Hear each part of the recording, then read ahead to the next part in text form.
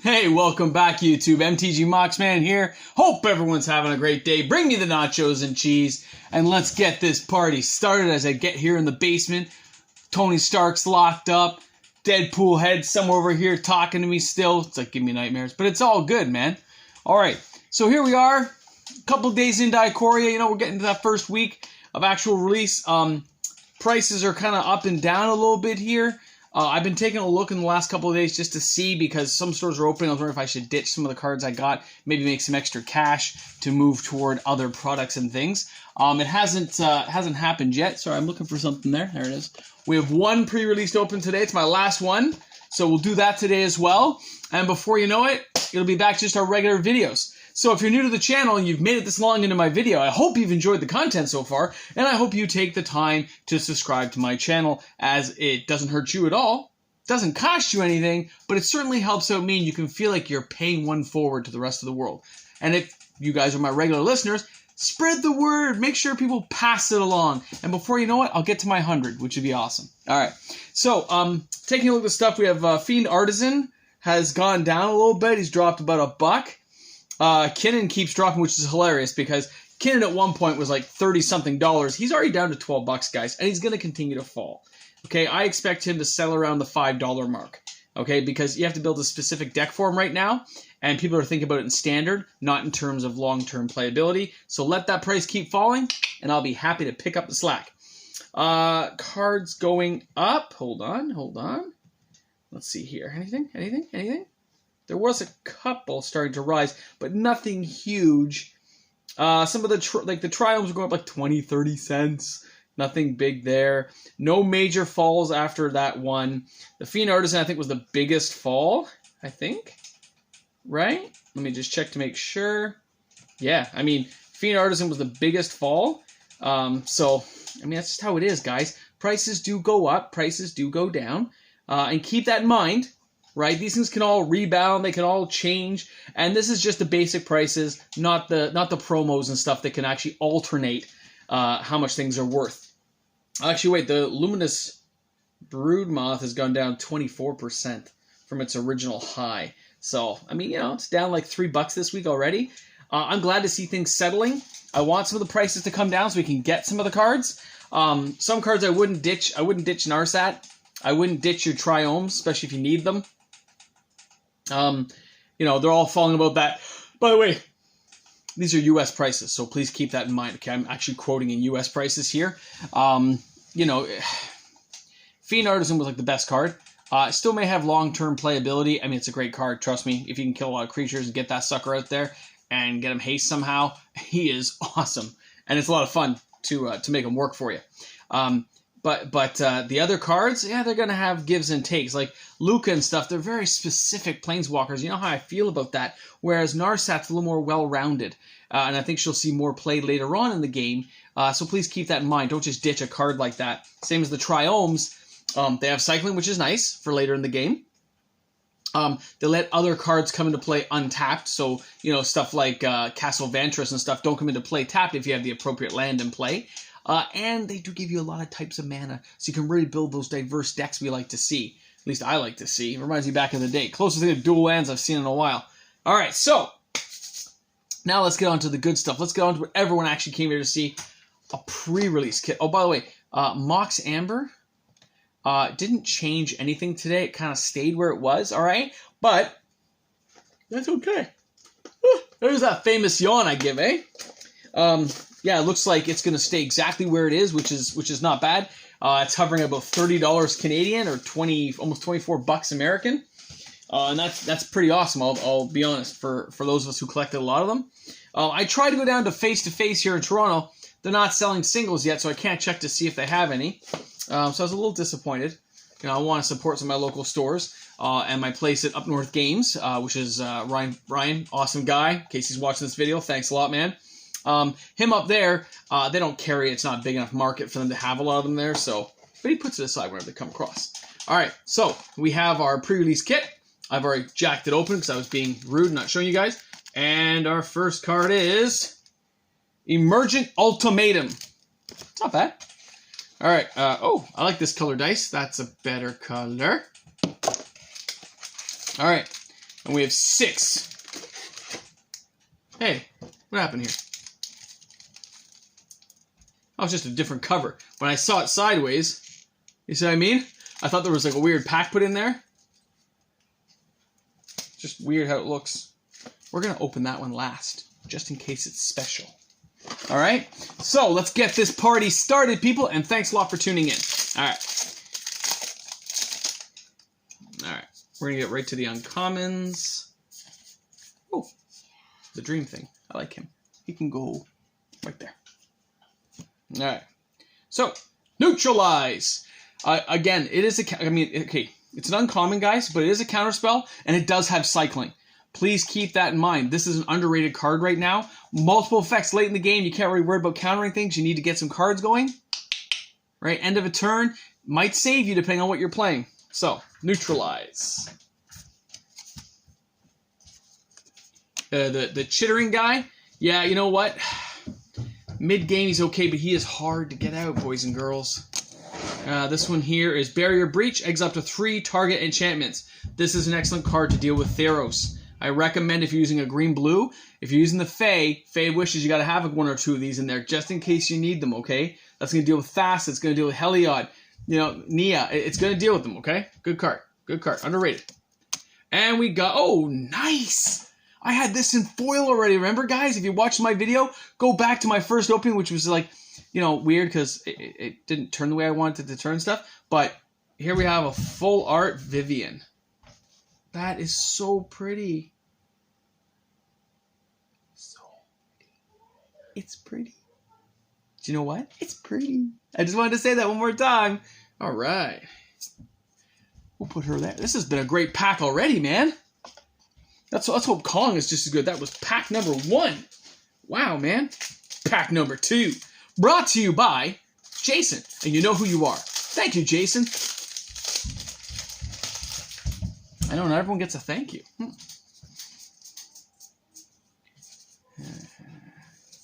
right. Again, Jubilant Sky Bonder. Okay. It's good that your creatures you control flying, spells you control are 2 more to cast. That's not bad. And it is only 3 for a 2/2. And it's flying. This is not a bad card, guys. Keep this in mind. It does count as a human, but it's still a good card. Underrated, I feel. Boon of the Wishgiver, again. Yeah. Late game, maybe. Barrier Breach again. I'm liking that card, I'm telling you. And our rare is, the same one we got in the opening, which is Emergent Ultimatum. It's not that great. I mean, it's good, but those are late game cards. You better hope you have something. What are you going to pick? All right. Just getting to the uncommons. An Alert Heed Bonder. Elite. What is it? Alert Heed Bonder. 2/4 for 3. You gain. You know what? You gain a lot of life. It's not bad. In the right deck, that's actually not a bad card. Okay, the Ivy Elemental. I really haven't seen this being played in Arena. I haven't seen this one popping up at all. So I'll be interested to see if it does show up at later decks or a late game card. Okay, this guy here. I've seen him played. He doesn't do much. So I'm not going to recommend him. And, okay. Whirlwind of Thought. Whenever you cast a non-creature spell, draw a card. Again, built around a certain deck, this will be a good card. And I can tell by the thickness that there's probably a foil behind. Ooh, ooh, ooh, ooh. I'm right. See the foil? See? Ah. Ooh. What do we get? We got... Okay, there's the rare. We got a Psycho Squirrel. Helica Glider. That's just it's a nightmare squirrel. Squirrel. Squirrel! We like the nightmare squirrel. He can go over there. Those can go there. All right. Pack number 4. I'm telling you guys, sometimes I feel like a nut. Sometimes I don't. Remember the old commercial? All right. I know, sometimes you just got to get through it. Okay. Now, Swallow Whole.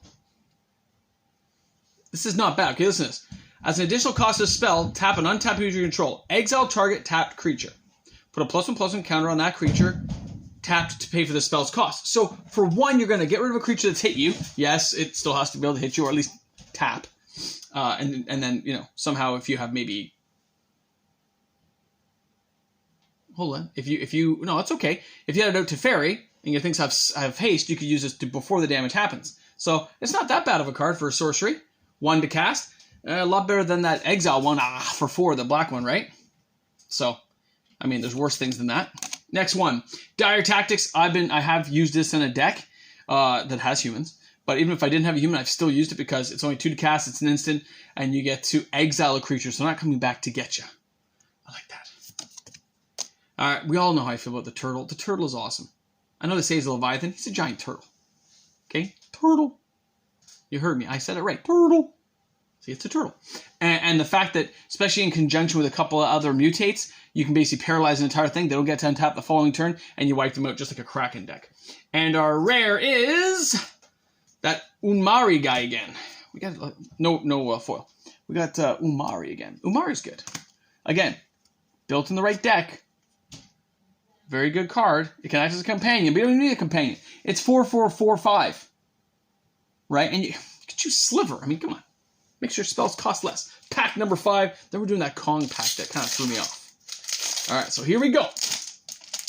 Let's bust this out, people. Let's bust it out. Alright. Alright. Alright. Oh, I should have checked for any alternates. I didn't see. Alright. First card is Will of the All Hunter. 2 to cast. It's an instant. The art is flick. I love this art. See how it's like hacking? Here. See how it's hacking the shield in half? That is just so good. It looks so good. I love that. Okay. Basin of Remembrance. Remember this one? I've seen a lot of this deck lately, especially in Mythic where I am right now. So keep in mind. The Savvy Thundermane. I haven't seen this one, okay? You gotta use it in a cycling deck. I just haven't seen it. It'd probably work with Winota, though, which is what it's designed for, I would think. A Winota with a cycling ability thing. So, oh my god, another Extinction event. I am totally cool with that. I think I have my playset now. Those are commons. Alright, pack number 6. This is for all the marbles, boys and girls. We are going to get something amazing in this pack. I can smell it. Can you smell it? Nah, it was the pack. I know, but it was the pack. I know. I actually hope to pick some more up this weekend. I'm feeling kind of generous. I want to support my local store. So, we'll get there.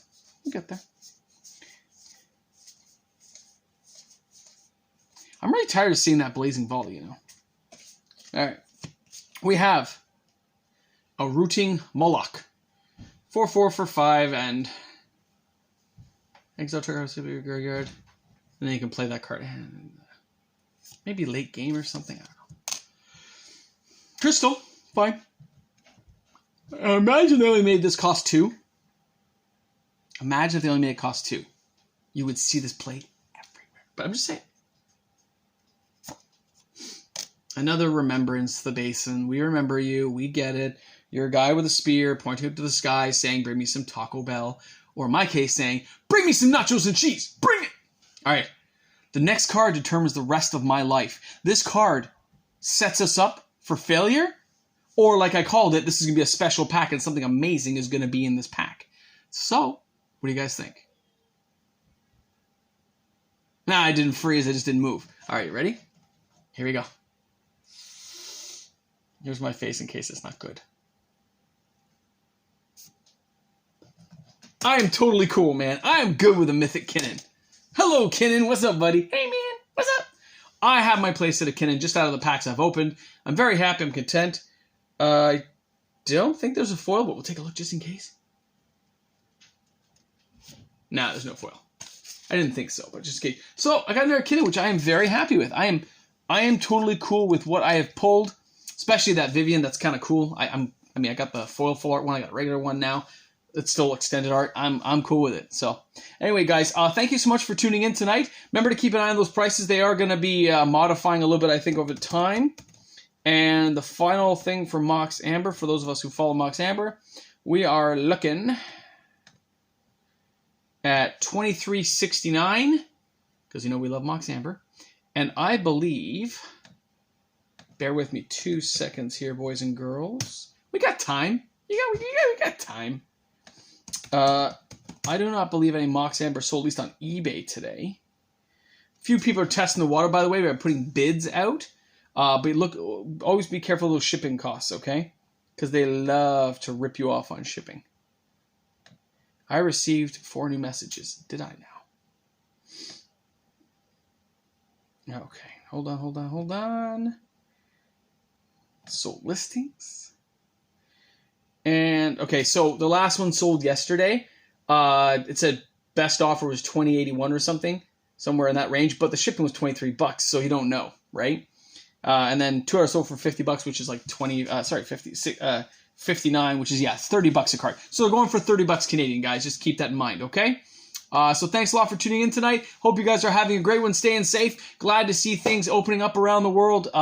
And, you know, bring a friend to Magic. Hope you guys get to play with each other real soon in a nice way. And remember, Magic's awesome. Take it easy, though. And remember, it's just a game. Let's all have fun. All right? Cheers, guys. Have a great one.